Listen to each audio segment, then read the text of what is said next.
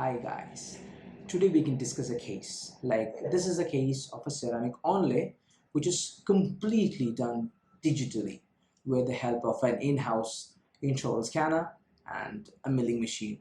In general, CAD-CAM.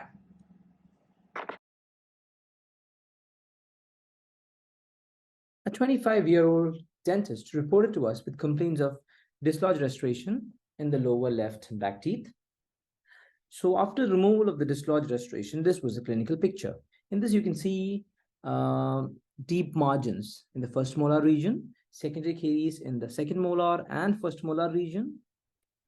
And then we applied a dental dam, a wedge was placed, and the tooth was ready for final preparation. So coming to the final preparation, initially we restored the second molar with composite resin. Then coming to the deep margin elevation of the first molar. Since the margins of the first molars were very deep, we had to invert the dam properly to achieve proper isolation. So we had to do deep margin elevation. Once that was done, the rubber dam was torn, so we had to change the rubber dam. So the rubber dam was changed, it was inverted, and in this you can see an on-day preparation completed, ready for impression. Now the game changer of this case comes the CEREC Omnicam. This is an in-house intraoral scanner, so by Dentsply Sirona. So in this CAD-CAM software, initially we have to enter the patient details. So patient age, sex, the date of birth, everything, all of that. And then we have to select the type of restoration, the type on which tooth we are going to plan the restoration, and the type of material in which we are planning to mill the restoration, and the milling machine which is going to mill the designed restoration. This is the initial administration stage of the CAD-CAM software. Once the administration section is over, we are going to the acquisition stage. Acquisition means the digital impression. So initially a lower impression was made, digital impression was made, and then an upper impression was made, and then we did a bite registration to see the occlusion of the maxillary and mandibular arch. And then coming to the designing of the restoration. The CAD-CAM software analyzes the contact points based on the algorithm in the software. And then there is a margin placement or margin definement in the software. Initially, the CAD-CAM software, they design a margin on their own. So in some cases, the computer, it does not know the proper margins which you have designed. So we can modify the margins according to our preparation. So this is the restoration margins which I have made. So I have designed the restoration with the margins that are like this. So coming to the restoration, once the margin placement is done and the occlusion is corrected, the CAD-CAM software, it designs the restoration on its own, and it proposes a design like this. And this is an initial design, and then we can change according to our needs. We can change the proximal contact, we can increase the substance, we can decrease the substance, we can change the form of the teeth. All these things we can do in the software. It's a versatile software, so we can do anything in the software.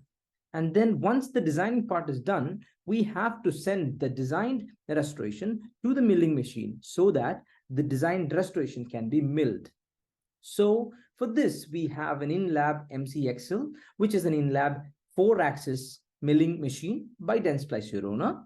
So this machine mills beautifully. This is a small, very elegant restoration, which is later on stained, glazed, and the material we used in this was a lithium disilicate block. So once the design restoration is done, we have got the restoration in hand. Now we have to bond the teeth, bond the ceramic or bond the restoration to the tooth structure. So in the bonding, this lithium disilicate is a glass ceramic which can be etched by hydrofluoric acid, and which can be bonded predictably to the tooth structure. So coming to the bonding protocol we used in this case. Initially we conditioned the ceramic with 5%. Actually, it's written 9%. Actually, we did with a 5% hydrofluoric acid.